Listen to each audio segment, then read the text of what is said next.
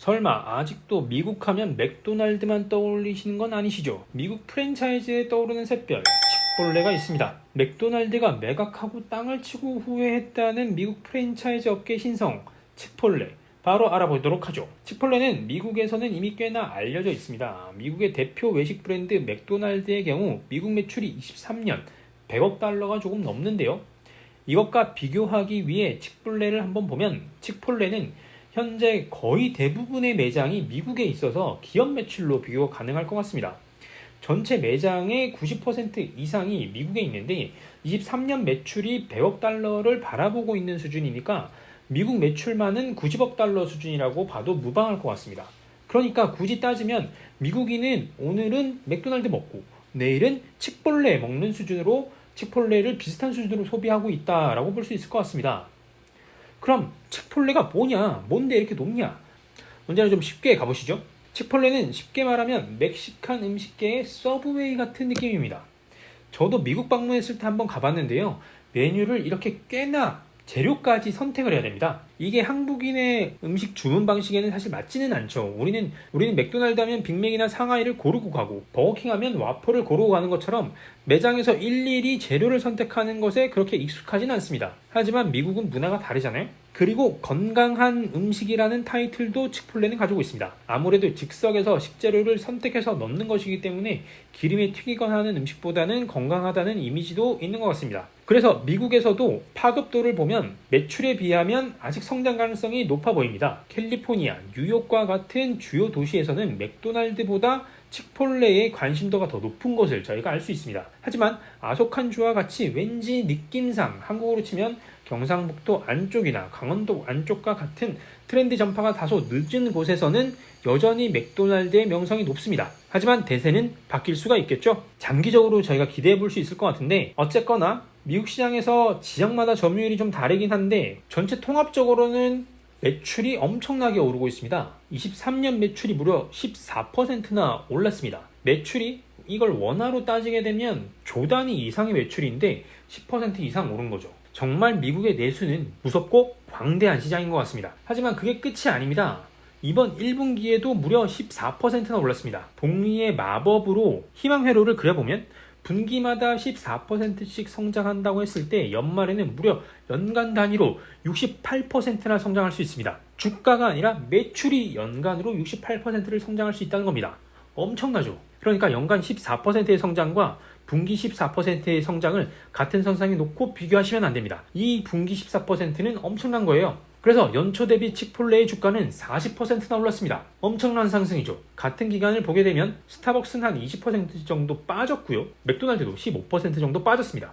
저희에게 익숙한 테슬라를 보게 되면 테슬라도 30% 정도 빠졌네요. 물론 엔비디아 같은 대장주에 비할 바는 아니지만 그래도 40% 정도 상승하면 괜찮은 주식의 성과이지 않았나 싶습니다. 그럼 여기서 주가가 더 오를 거냐? 어떻게 되냐? 그게 중요하죠. 일단 장기적으로는 그럴 것 같습니다. 앞에서 보신 것처럼 아직 칙폴레의 성장 가능성은 높은 것 같습니다. 미국의 프랜차이즈가 전 세계로 확장되는 다양한 사례로 볼 때 일단 칙폴레는 아직 북미권인 캐나다 확장도 별로 하지 않았고 유럽도, 영국, 그것도 런던 중심으로만 확장을 했을 뿐입니다. 매출의 못해도 30%에서 절반 이상을 미국 외부에서 벌어들이고 있는 스타벅스나 맥도날드와 비교하자면 글로벌 프랜차이즈로서의 성장 가능성은 굉장히 높다고 할 수 있을 것 같습니다. 여기에 더해 미국에서도 저는 아직까지 성장 가능성이 높다고 생각합니다. 앞에서 보신 지도를 다시 보게 되면 미국 내에서도 아직 특정 지역만 선점하고 있습니다. 물론 이게 땅의 크기가 중요한 땅 따먹기 싸움이라기보다는 그 땅에 있는 인구가 얼마나 이 브랜드를 소비하느냐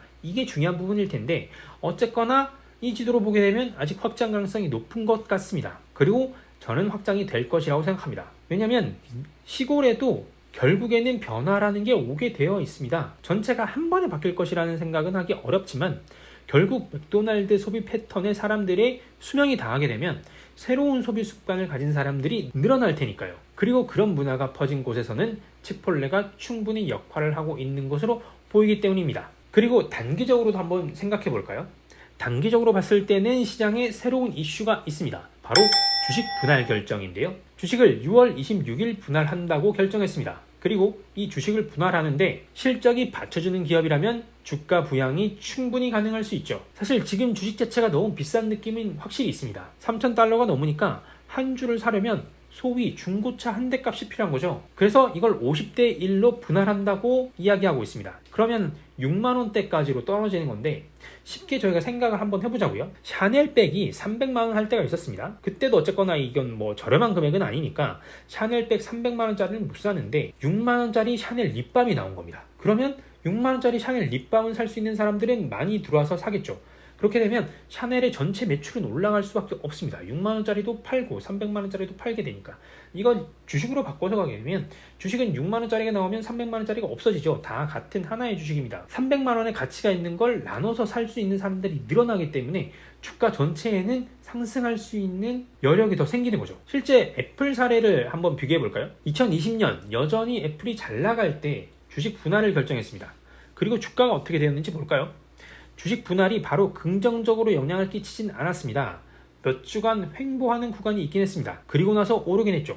물론 애플과 치폴레를 직접적으로 비교하기는 어렵습니다. 산업도 다르거니와 애플은 저 당시 성장주라고 하기 힘들었는데 치폴레는 여전히 성장주라고 할 수 있죠. 물론 매출이 1조 원이 넘는데 성장주로 평가할 수 있는 천저국의 금융시장이 부럽긴 한데 어쨌거나 성장주라고 볼 수 있을 것 같습니다. 그렇기 때문에 성장주인 치폴레가 지금과 같은 상황에서 주식 분할은 더 긍정적인 부분이 있지 않을까 생각됩니다. 다만 신경 쓰이는 게 있다면 바로 퍼입니다. 지금 현재 퍼가 80에 육박하는데 이는 20배 수준인 맥도날드나 스타벅스에 비하면 꽤나 높은 편입니다. 심지어 테슬라보다도 높은데요. 비교할 수 있는 건 역시 대장주 엔비디아 수준입니다. 엔비디아 퍼가 92배 수준이니까 그래도 치폴레보다는 엔비디아가 더 높습니다. 그리고 엔비디아는 92배 수준임에도 불구하고 여전히 주가 상승을 점치시는 분들이 많죠. 엔비디아에 비교할 바는 아니지만 장기적으로는 치폴레도 괜찮은 연금이 될 수 있지 않을까 생각합니다. 자, 투자에 대한 책임은 본인에게 있다는 거 잊지 마시고요. 오늘은 치폴레에 대해서 살펴봤습니다.